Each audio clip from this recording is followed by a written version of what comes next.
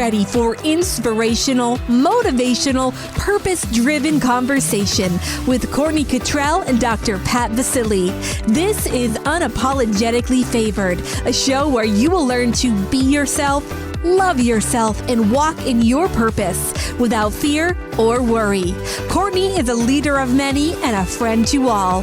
She is a passionate speaker, author, and 21-year active duty Master Chief with the United States Navy, here to show you that obstacles are everywhere. But the moment you stop letting your setbacks define you, you start to see yourself in a brilliant new light. Find your confidence, own your power, and never apologize for who you are. Unapologetically Favored starts now.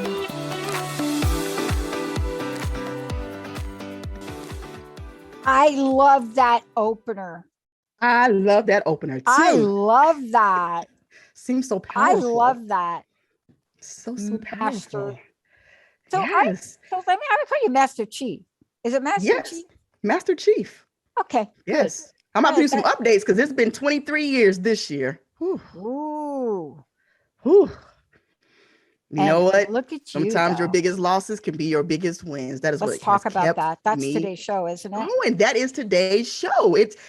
I was sitting there contemplating and thinking, what are we going to talk about today? I have so much. And the things that I've been kind of experiencing, with the shifts in my life and the changes in my life, I thought this would be the perfect topic. Because going into the new year, we have this new slogan now, renew you in 2022, right? That's right. I said this would be a good thing to talk about to help start the mind shift for people.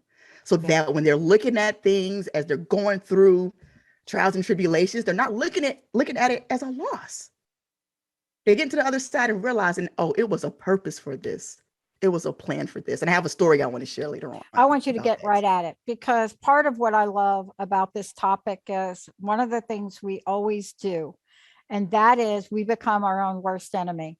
And you're going to talk about that because, the key though, which you're going to share today is if we can get in the groove of discovering we are doing this, right? That we are becoming our own worst enemy. If we could, there I am again, and stop it.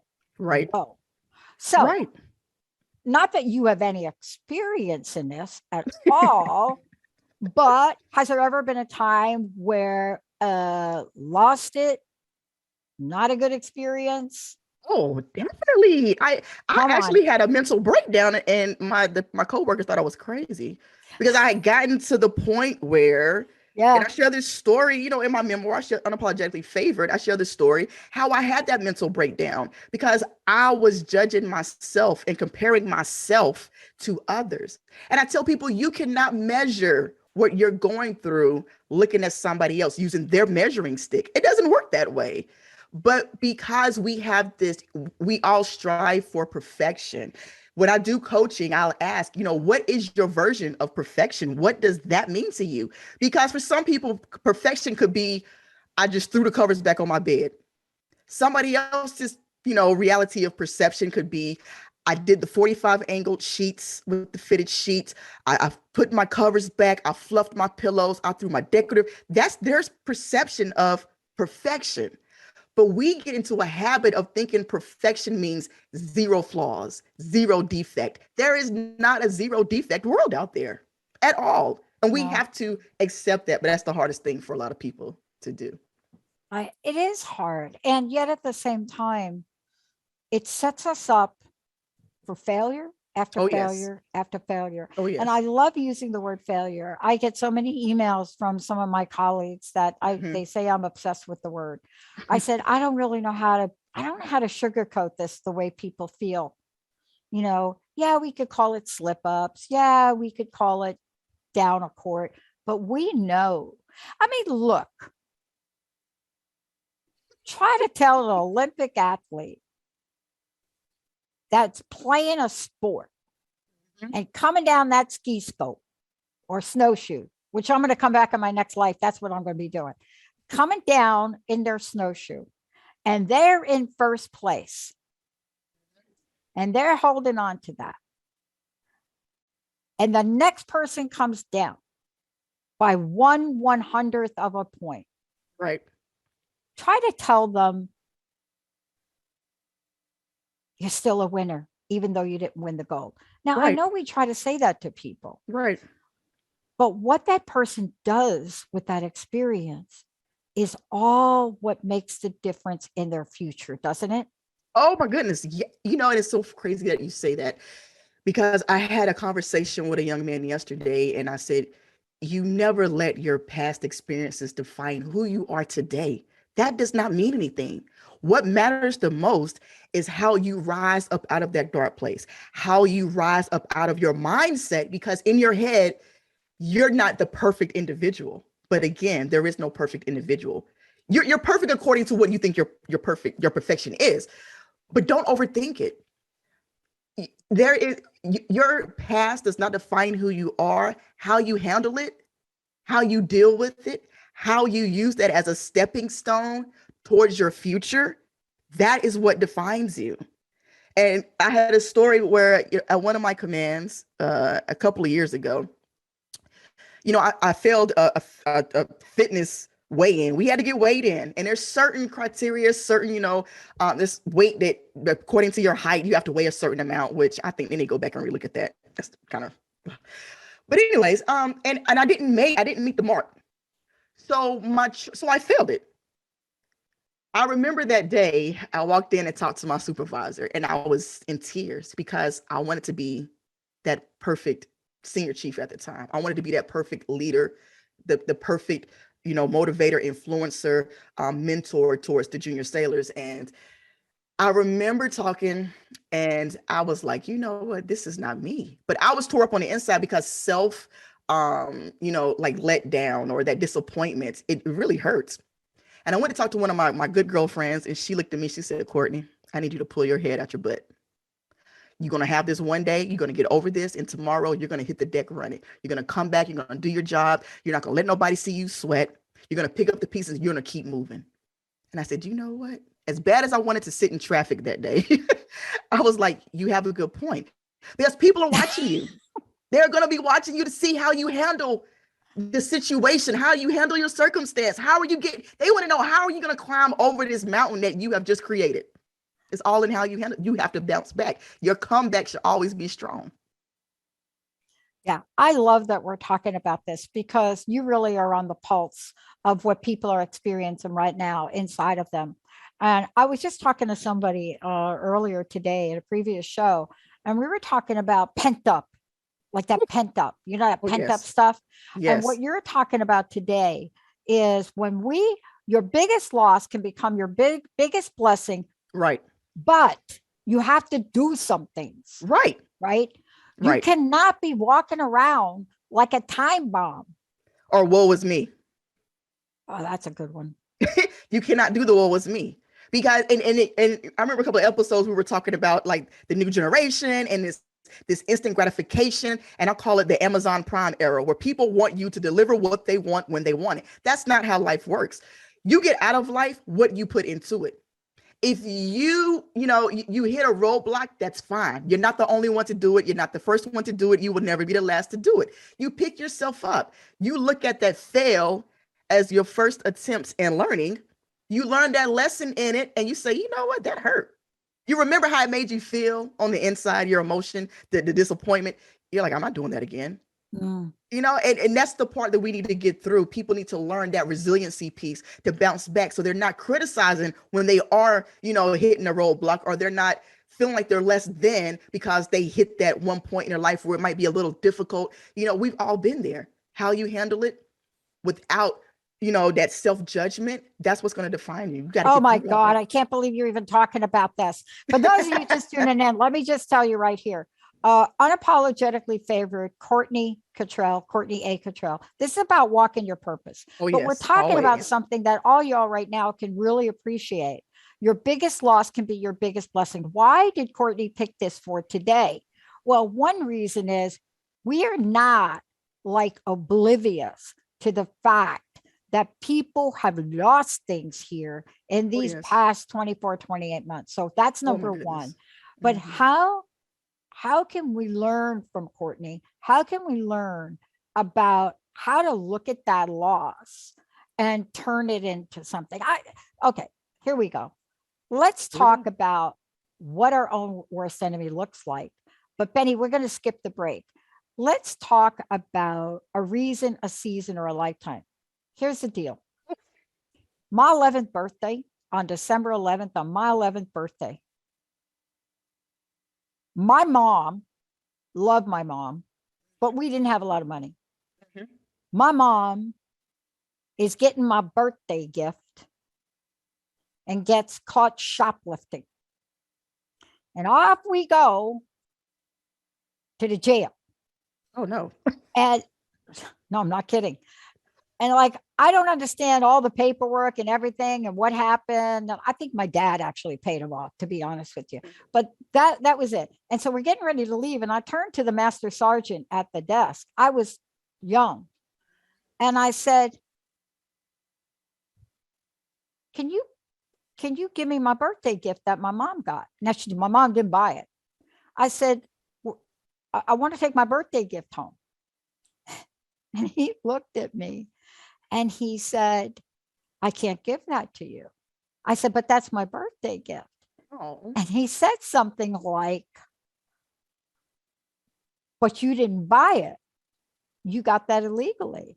And I looked at this cop, and I got cops in my family. And I said, I don't care. I said, I have $1.50 and I will pay you for my birthday gift. Now, what has that story got to do with any of this? That is a young person not buying into my poor mom. Right. Who, I don't know what possessed my mom. My mom laughed about it later and she said, I think the devil made me do it. But whatever that was, as a child, I must have learned I could either be mad at my mom, whatever that anger is, but she was the master at shifting energy. I want to talk with you. Unapologetically favored means that. Oh, yeah. And it means that there's a whole lot of things we can learn about who we are, what we do. So I want to ask you this. A reason, a season, a lifetime. Yep. How does how we handle each of those shape whether we get the life we want or we get a life we really don't want? That's so, yeah. Oh, man. So yesterday I had a conversation with a young man, and he was going through some things to the point that he contemplated suicide Friday night. So I wanted to talk to him because I get it. And one of my conversations with him was, everybody's given a bag in the beginning of their life. You have a bag, I have a bag, everybody has a bag. The size of that bag depends on the experiences, the emotions, and the people that you meet throughout your life. The more things you have been through in your life, no matter how old you are, your bag could possibly be heavier than my bag. The more people that I have acquired through my journey in life can make my bag heavy. But as you go on this journey of life, you have to understand that you can't carry everything in this bag with you for the rest of your life. At some point, you have to sit this bag down, open it up, and say, you know what? This individual, it was fun while it lasted, but you are no longer serving a purpose in my life. Cut them off. This experience that was negative and it hurt, I have healed from this. I don't want to dwell on it no more. It's not doing me any good. It's not good for my mental or physical health.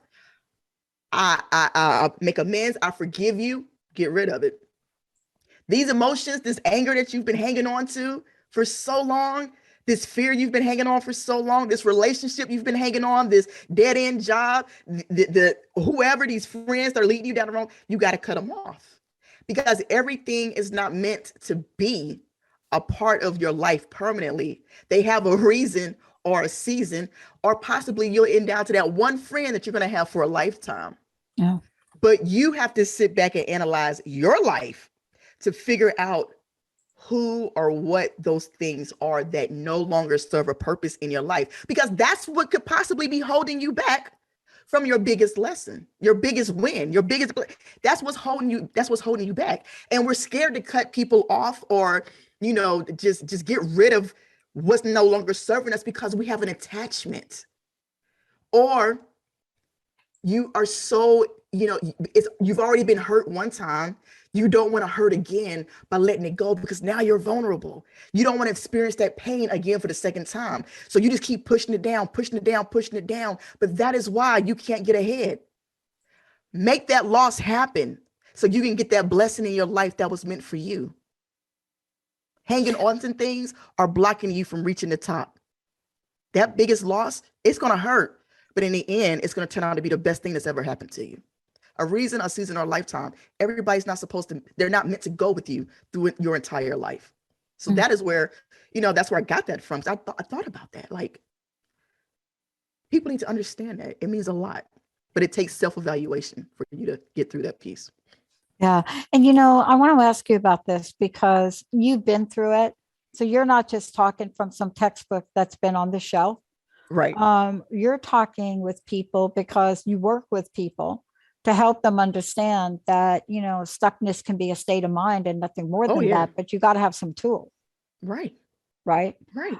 And so, let's talk about for a minute what you've created with Unapologetically Favored and what has inspired you to create more tools for people, more tools, more books, right?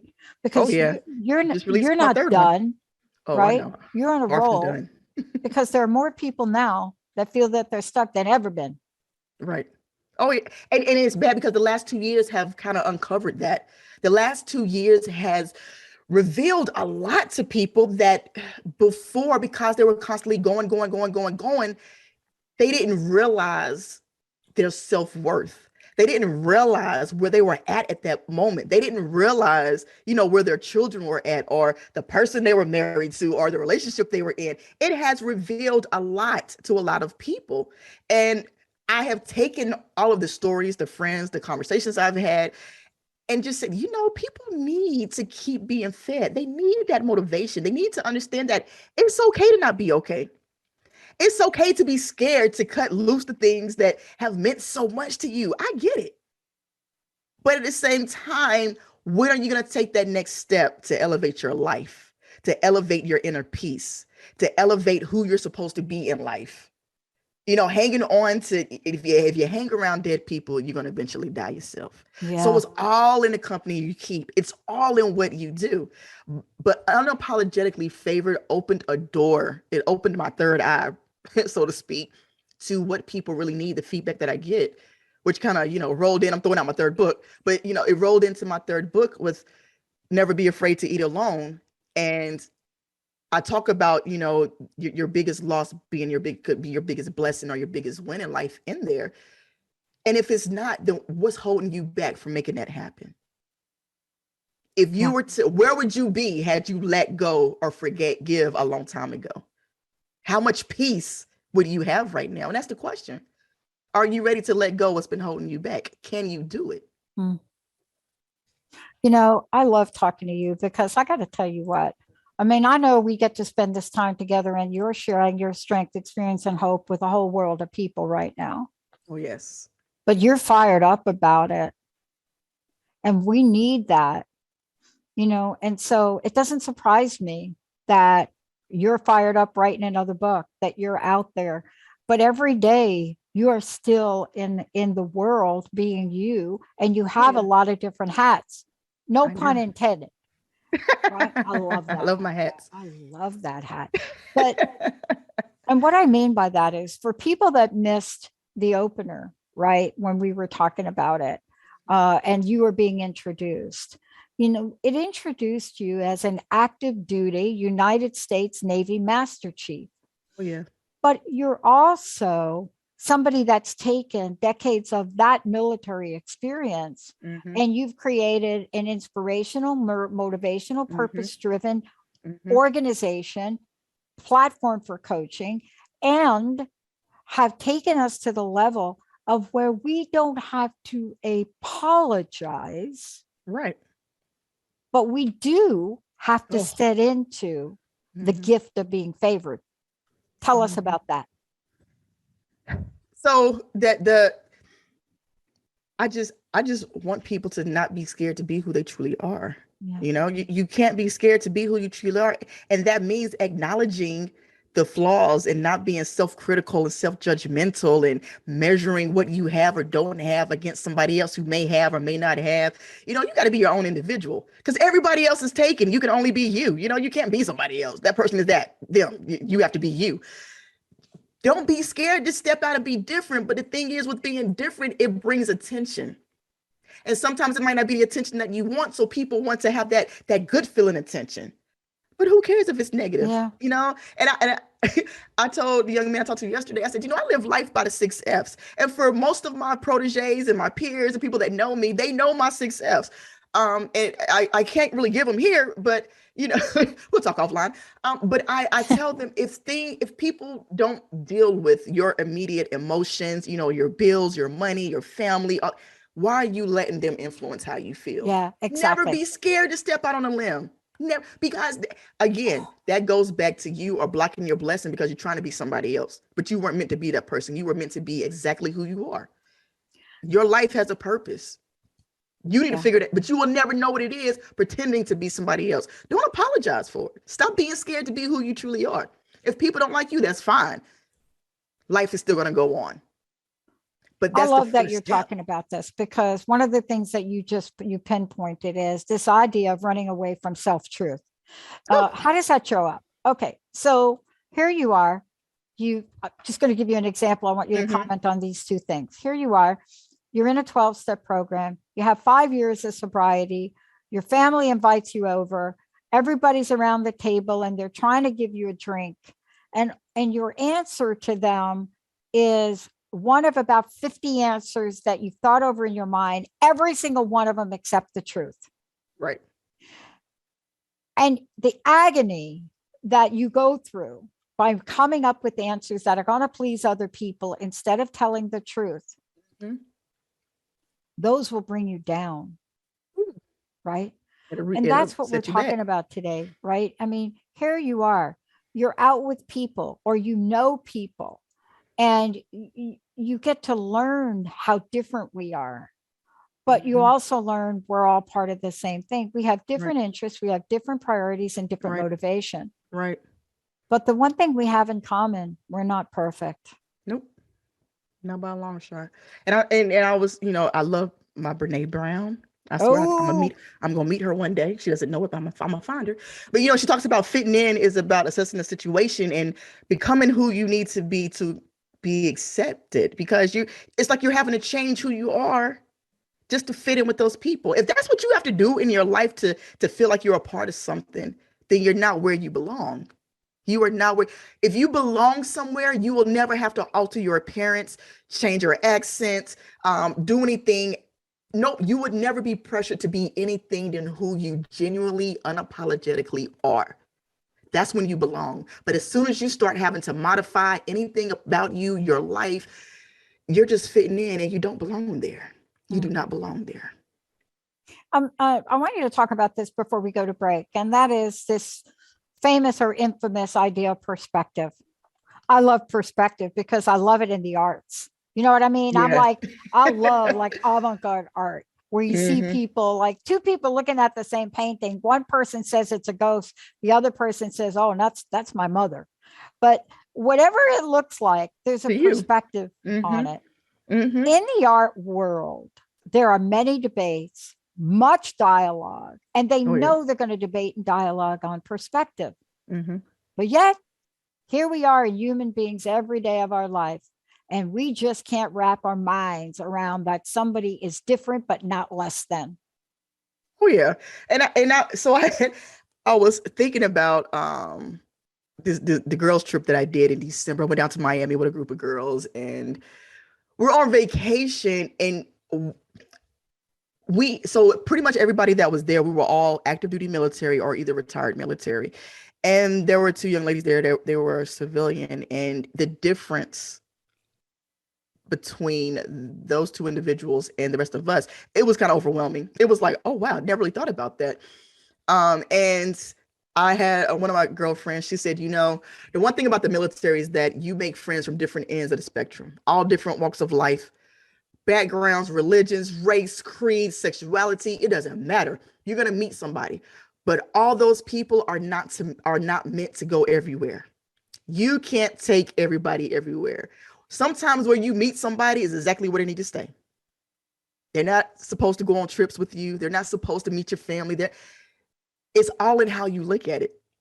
But you have to see that. That has to be your perspective. That has to be your reality. You have to see that and figure out who can you take where, because everybody can't go with you. Everybody cannot go with you. They're either there for a reason, a season, or possibly a lifetime. Yeah. Depending on where they fit in your life. Yeah. Look, we got lots more to talk about today. Yes. For those of you out there, give us a call, 1-800-930-2819. We're going to take a short break. When we come back, what do you do when you find yourself in a situation and you need to figure out how to be yourself, how to stand tall, even if somebody perceives your life as an epic fail? Stay tuned. We'll be right back.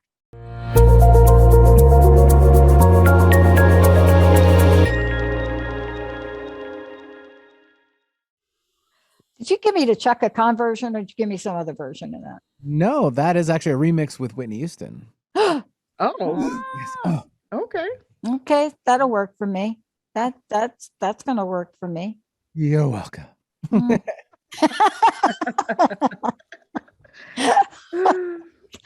just love you, Benny. I love you. Look, we're here unapologetically favored with Courtney Kittrell, Walk in Your Purpose. Every show that Courtney does, every move she makes is towards that end. And part of it is, the ability, right? The ability to be a United States Navy Master Chief and come to the forefront and say, I have learned a few things and I'm still learning a few things. Every day. But here's where we are. If you're going to be a leader in whatever tribe you're in, you better have a sense of what to do when you're hit with the big loss. Oh, yes. And to see the biggest blessing in it. Because the higher up you go, the more everybody's watching you. I was going to say the other half, but I changed They are watching you. What's up with that? But I shared with you that little example about the shoplifting and my mom, and I so got over that, right? I mean, I understand the emotional part of that, but I so got over that I demanded that gift be given to me. Right. I can't even tell you what the gift is because I never got it. And whatever that $1.50 or whatever it was I offered, it was not going to be given to me. But I walked out of there. We went out to get White Castle burgers that you get in the Bronx. I love them. Sorry. I loved them as a kid. I ate 10 of them, just saying. Actually, I ate 11 of them. I stopped at 10 and then I was like, oh, my birthday. And then okay. But the point that I'm making is this: if you don't let go, and I want you to define this for us. Oh. If we do not learn the ability to let go, we will not be able to fully embrace the life that's about to happen, nor will be able to attract it. Tell us about the power of letting go. What did you learn from it? You have to let go and let life happen. Period. You have to let go and life happen. See, we want to control everything because it makes us feel like I can manipulate and I can move things how I want them to move. I can make people act the way they need to act according to what I need from them. We want to be in control of everything. And that's why you're stuck where you're at. You can't hang on to everything when it's falling apart. When things are falling apart, they're falling where they're supposed to fall. But we're steady out here going against the grain and just, trying to make somebody do what we want them to do, or trying to, handle a situation to make it course correct itself, to go where we want it to go. You can't do that. It's called trust the process. And I learned that, when I was going through rock bottom, and it's a scary time because not being in control, it's like taking your hands off the steering wheel on a highway going 75, 80 miles an hour, and you don't know what's going to happen. You don't know if the car is going to veer off the road. You don't know if it's going to be, the traffic's going to stop. And you're taking a chance when you do that. But when you learn to let things go, your stress level, I can tell you, there's nothing better than not being stressed out. Your inner peace increases tenfold. Yeah. And your health and your mental, the anxiety is less than. It becomes healthy. But see, we want to be out there telling people what they need to do and where to go. And you can't, because again, they're going to be who they are. How you respond to that is what makes you who you are. I've had a lot of time to reflect here recently. And every time I say that, people want to know what's wrong. Mm-hmm. Is there something wrong? Because that's our human nature. Oh, yeah. Mm-hmm. But let's talk about reflection for a minute and the power of it. So I'm not reflecting on what I didn't get or my losses, although they're still part of me. I just went back east to a funeral, a brother-in-law funeral, a man that none of us thought should have died, pass away. Right. A decorated, you'd appreciate this, Courtney, ex-military, decorated police sergeant, decorated emergency vehicle, decorated fire person. When they celebrated him, the fire department, the police department, we have video of this. The EMS department, the hospitals, the nurses, I think I'm going to cry. Gave him a parade. And the parade went for a mile long, and they stopped at all the places. And when they got to the hospital, because of how brilliant this guy was and how committed to service, the doctors and the nurses all came out in appreciation.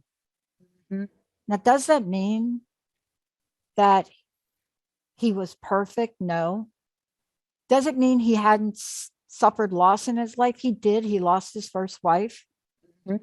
But how is it a man like that can go through loss, or a woman like you can go through what you go through and then be of service to other people so brilliantly, it will make your head swim?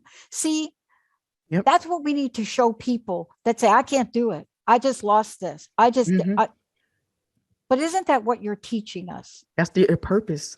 And it's so crazy how you're telling me this story right now, because just yesterday, I have an officer friend of mine who, I think it will be like 2 years in November. He lost his wife of like 30 years in a tragic car accident. His son almost didn't make it, but he made it. He survived. He's still healing from that. And I hadn't talked to him in a while, and he called me yesterday out of the blue, just checking on me and see how I was doing and just sharing me some stories with him. And he shared with me, he said it was something that he hasn't told anybody. And he shared with me how him and his wife were on travel, and he kept having this reoccurring dream about his retirement ceremony, and how he was giving all these accolades to his wife and just loving on his wife. And, in the dream, he saw his wife crying, and he went up to her and said, "Baby, are you okay?" And she said, "Yes, honey, I'm fine." And he was like, "Okay." And so he said the day of the memorial service, this was in South Carolina, a lot of the chief's mess, master chiefs officers, a lot of us we surprised him and showed up to his wife's funeral service. He said when he got into the pulpit to start talking about her, he stood there for like 10 minutes in dead silence, because he thought about those reoccurring dreams he kept having when he was giving his wife the accolades and praising her for who she has been and who she's been to him in his life. And He said, was this what God was preparing me for? This moment right here to speak about my wife. And I said, you know what? I am a believer that yes, he was preparing you for this moment so that you could be here and do what it was meant for you to do. He said, it gave me chills and I didn't know what to do with it. He said, but I just remember my wife telling me, baby, I'm okay. I said, she's okay. That was her speaking to you before anything ever happened to let you know that she's okay. He said, Courtney, I don't know what to do right now with myself. I don't know what my purpose is. He said, but you know what? I give it up. I said, Lord, whatever you want me to do, I'm going to let go and let you just guide my footsteps. Yeah. I told him, it's somebody out there that's going through what you're going through right now. You will be able to help somebody else get through because you've been through it yourself. That is the purpose of your life. That is the walk for your life. That loss, it was major. And he said, you know what? I let it go. Yes, because now you are about to be used for what you were brought into this world for. And it was huge. It was really huge. Thank you for sharing that. Those are the stories that remind us of what loss really is. And it's all different losses. This loss, I mean, honestly, if you've ever lost a job, you feel that. You do. But you lost a child, you lose a husband, you lose a person, you lose a friend, you feel it. But one of the things you talked about, and I just want to ask you to talk a bit more about it, is trust. If you're not trusting the process, right, then that means you're trying to control it. Or go against it. Now, I don't know about you, but anytime I try to control something in my life, that was ugly. Never worked out. That was a whole lot of ugly right there. But trusting the process doesn't mean that we're inactive. Right. It simply means that you may not get what you're looking for immediately. Right. That you have to operate in a place of gratitude and trust in that next step you're going to take. Yes. Because everything in your life is just a season, a reason, or a lifetime. It's a stepping stone to the next level. At work, so I went to a new job, a new command, and I was talking to a female chief, and she was telling me she was frustrated, and she didn't want to be here. She wants to go back on the ships. This isn't where she's supposed to be. And I said, time out. I said, we're not doing this. We are not running from the challenge. I said, you are here at this moment in your life because you have a purpose. You are needed here. And she's telling me about different things. I said, maybe it was called upon you to be the person to break the cycle. You are here to be an influence to the junior people that are here that need to see your face every day because you know right from right and wrong from wrong. You're not running from the challenge.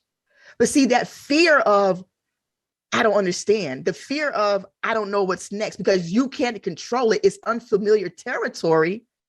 That's what drives people to not let go. They want to hang on to it because they know what to expect. There's no unknown for them. That's why some people watch the same shows over and over again. They already know the outcome. You're like, I know what's going to happen. It's nothing. There's no emotional, roller coaster going on because you already know what's going to happen. You're in control. There's no surprises because some people don't want to get in touch with their emotions like that. So they would rather say, you know what, I'm controlling this. I'm not doing this. Anything outside of their comfort zone, they don't want to have any parts to do with it. Oh my God. I love what you talked about because here's the deal, right?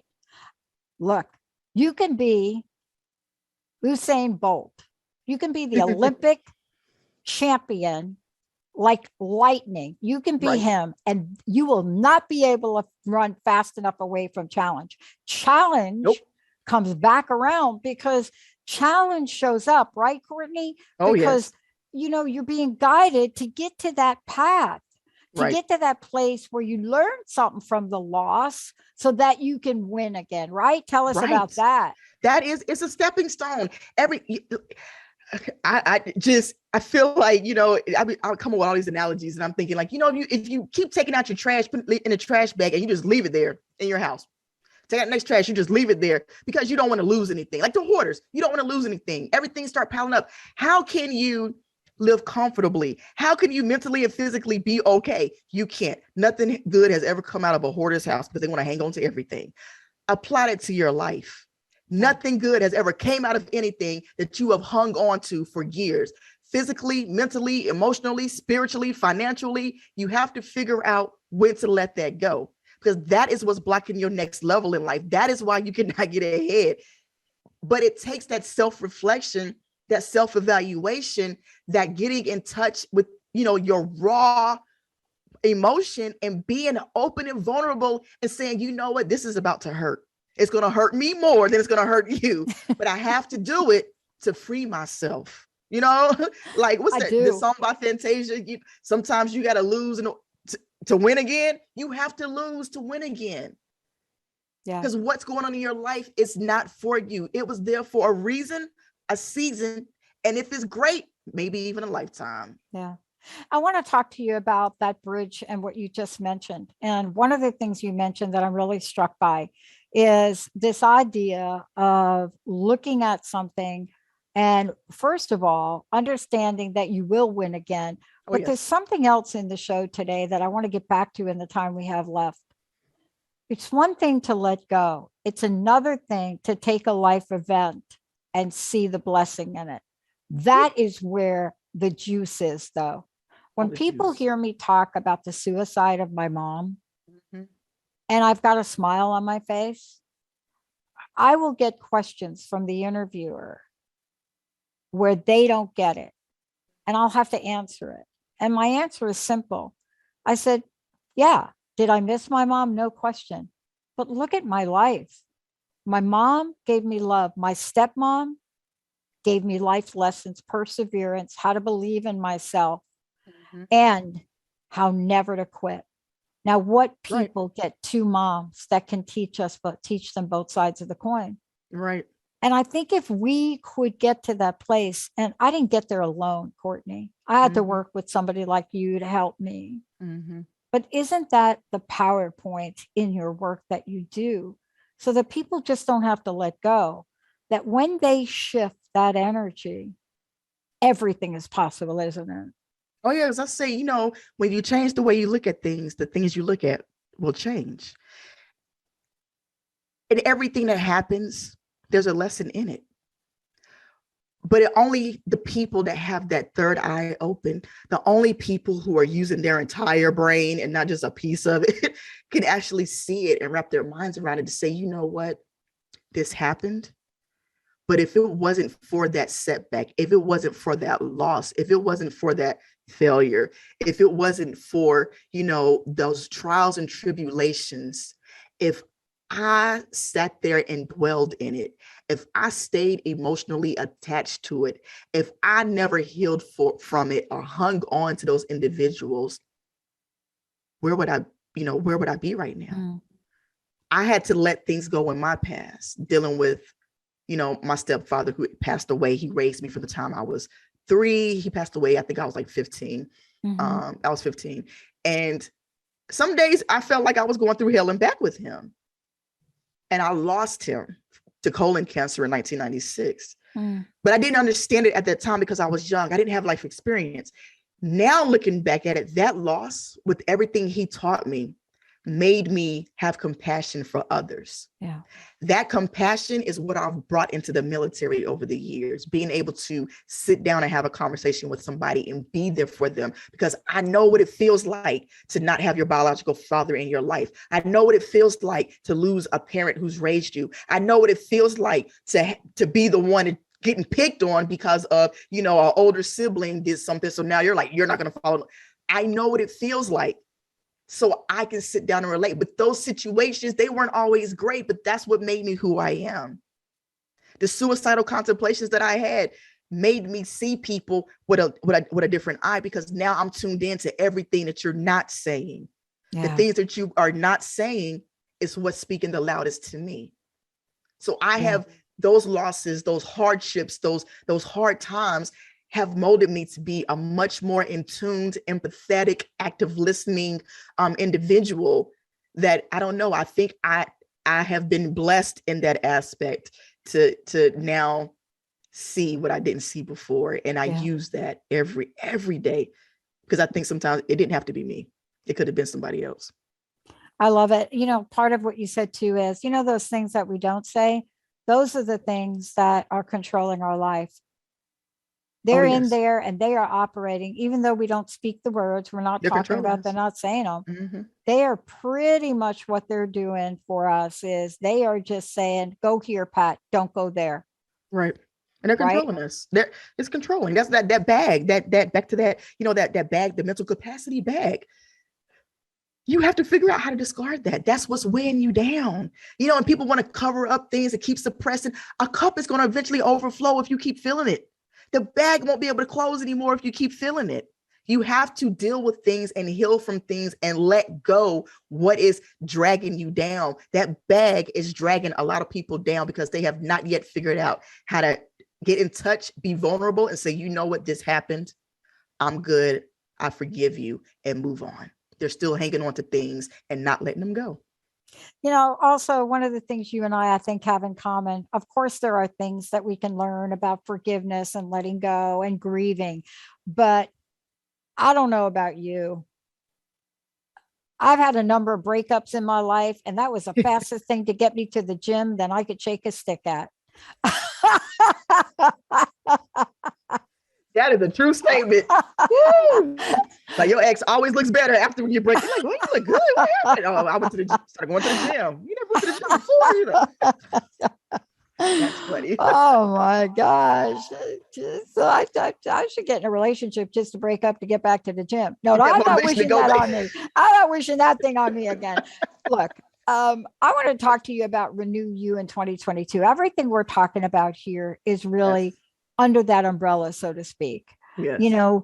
Because we cannot give up on ourselves. Never. See, that's what your message is about here. Mm-hmm. Whether or not, you're going to the gym or you're not going to the gym or whatever you're doing, you have to get back your renewal mojo. Oh, yes.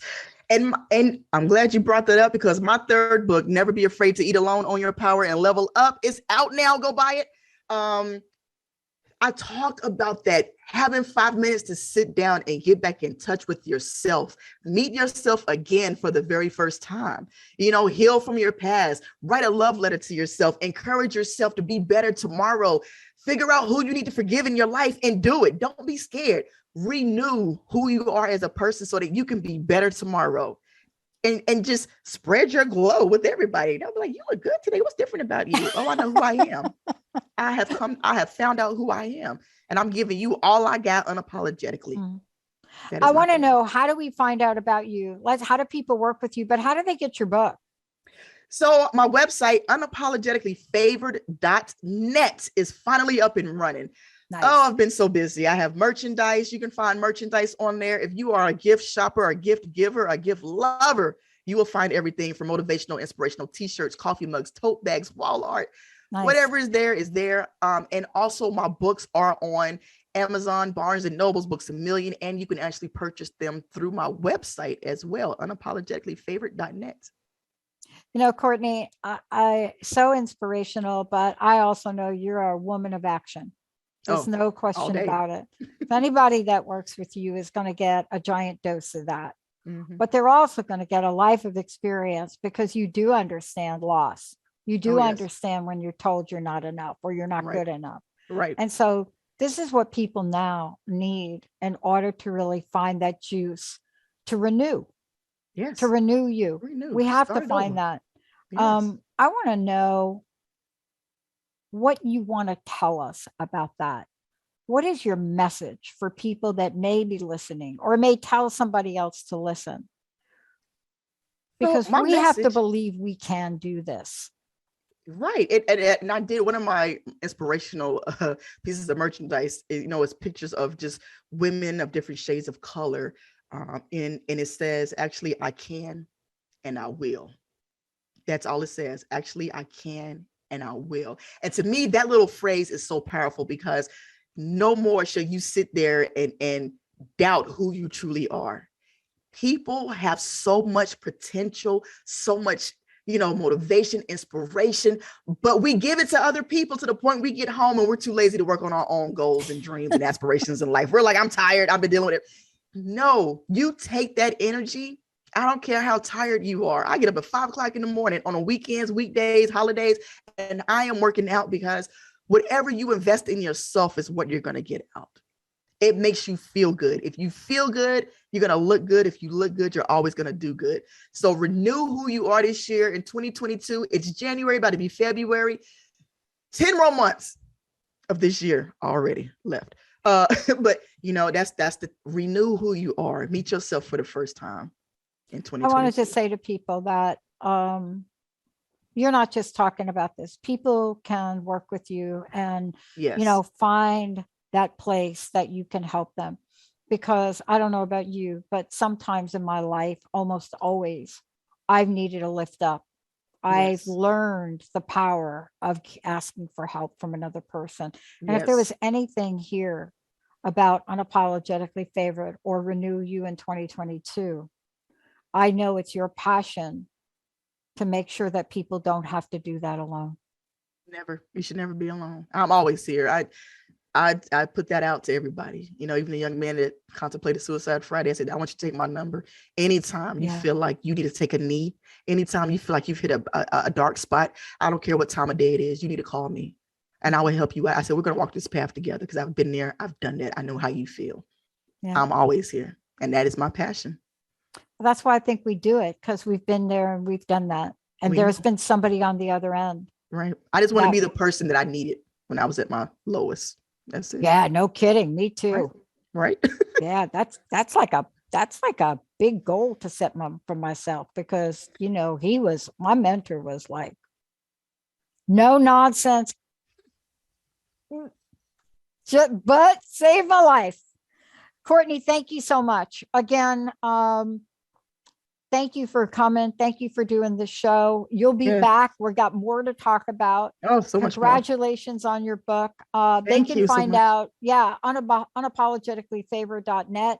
Yes. Instagram, they can find you on Facebook, all of the above, right? Twitter, LinkedIn, all of it.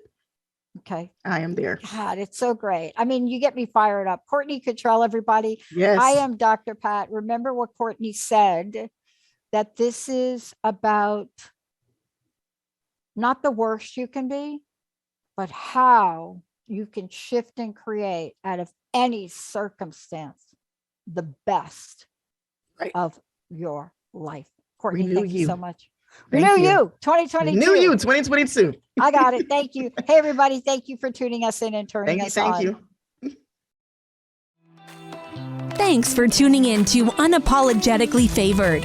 When you stop worrying about what others think and start walking in your purpose, you allow yourself to grow, you discover all the gifts you have to offer the world, and everything begins to shift from uncertainty to possibility. Can't get enough? Unapologetically Favored is also a book. Bring home a copy and learn more about Courtney by visiting unapologeticallyfavored.com. We will see you right here next time. And until then, keep walking in your purpose.